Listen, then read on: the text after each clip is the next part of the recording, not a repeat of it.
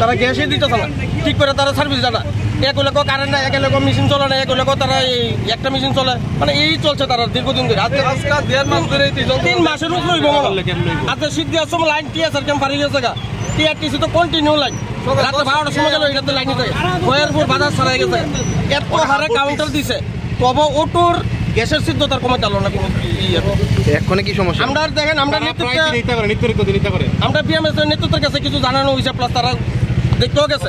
আমরা এখানে অনেকদিন ধরে করছি, এই যন্ত্রণা বয়ে যাচ্ছে, তারা নজর জানা আছে এটা, কিন্তু তারা সেটা এটা সুরা করতে পারলো না। মানে ড্রপব্যান্ডের কি সমস্যা, প্লাস টিআরটিসির কি সমস্যা, বরাবর এটা করে গ্যাস নাই, কারেন্ট নাই, কারেন্ট নাই, ভোল্টেজ নাই, একটা মেইন শহর এটা স্মার্ট সিটি, আমরা গাড়ির ইনস্ট্রুমেন্ট আছে, আমরা গাড়ির ইনস্ট্রুমেন্ট কেমনে চলুম কেমনে, এর লিগে আমরা সবাই রাস্তা বন্ধ করছি।